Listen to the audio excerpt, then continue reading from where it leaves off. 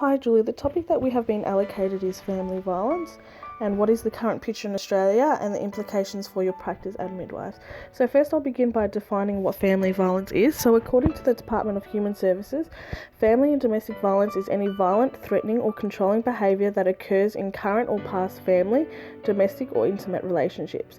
This includes not only physical injury but direct or indirect threats, sexual assault, emotional and psychological torment, economic control, damage to property, social isolation and any behaviour which causes a person to live in fear. The current signs of family violence can include some physical indicators such as injuries to the head, face, neck, limbs, etc., unexplained physical injuries, lacerations, bruises, stab wounds, burns and fractures. There are also some emotional and psychological indicators such as the woman may feel depressed, she may have emotional distress, anxiety, hostility and panic attacks. She may also experience some intrusive thoughts and flashbacks. Domestic violence during pregnancy is associated with many long-term adverse health implications for the pregnant woman and her baby due to the mental, physical and social trauma it causes. Domestic violence during pregnancy and postnatally is associated with many long-term adverse health implications for the pregnant woman and new mother. During pregnancy, violence puts her at increased risk of injury, miscarriage, antepartum hemorrhage and infection, blunt or penetrating abdominal trauma and death. Women that are subject to violence during the postnatal period are at increased risk of postnatal depression, difficulty bonding with the baby and breastfeeding difficulties.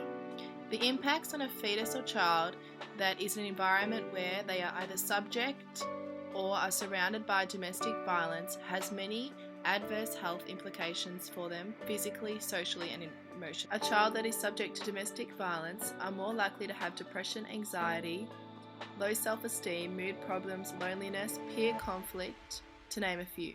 Some of the implications for a fetus are fetal fractures, low birth weight, placental abruption, rupture of uterus, preterm labour and delivery.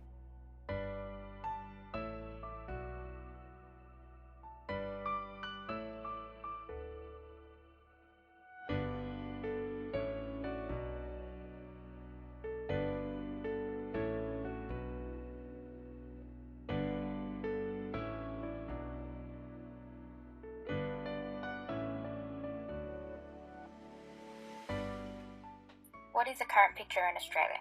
Family violence is the uttermost highest contributing risk factor to illness, disability and death in Australian women aged between 15 and 44 years of age, and between 1 to 2 women are killed each week by their current or former partner. 1 in 3 women experiencing family violence is from their current or former partner. 1 in 6 women experience physical and sexual violence and 1 in 4 women experience emotional abuse. From the age of 15, 1.1 million women have experienced family violence from their former partner, with 61% of women having children in their care, and of that 34% said their children has witnessed the violence. Indigenous women are 40 times more likely to experience family violence than non-Indigenous women, and 35 times more likely to be hospitalised for family violence assault-related cases.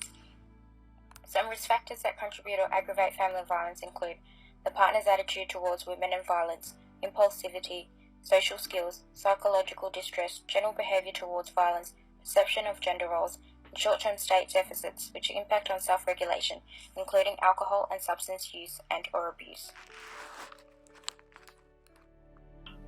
In terms of screening for family violence, it should be performed throughout the perinatal period. Resources that could be utilised are BMI and the power wheel, which explains the different ways an abusive partner can use power and control to manipulate a relationship. This is an image of the power and control wheel.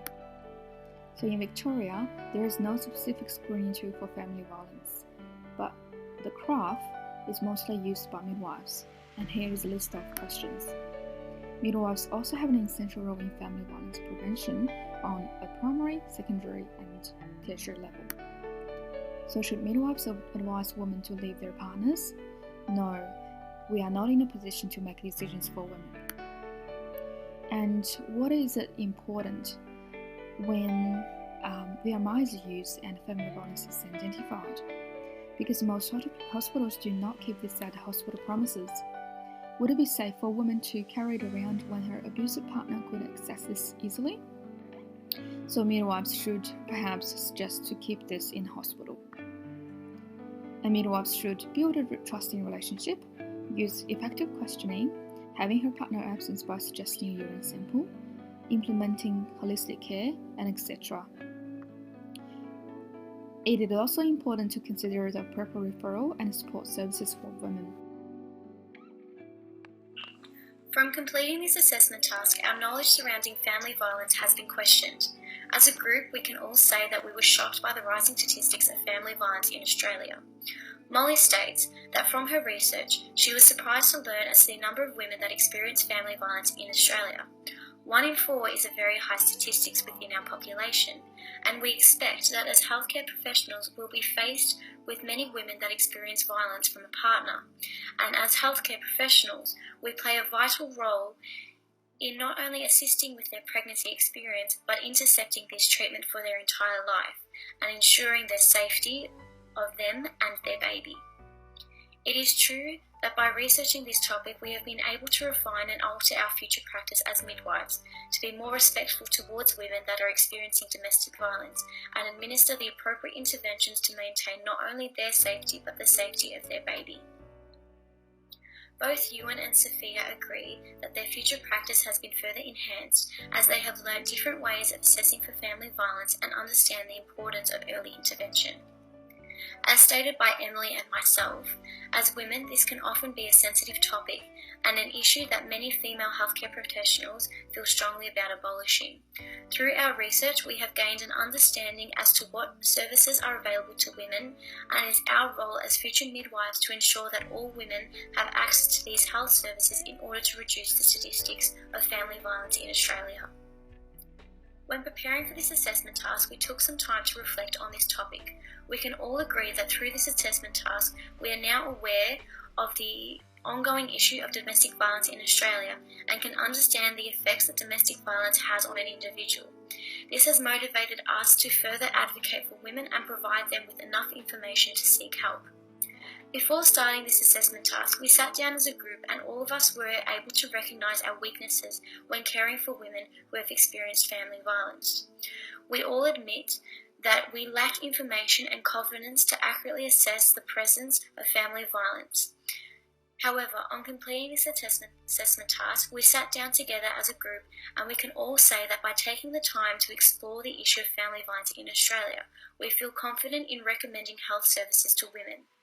By doing this as future midwives, we can educate other students on these services, and therefore, by more and more future practitioners having access to this knowledge may reduce the statistics of family violence in Australia, and therefore ensuring the safety of women within our population.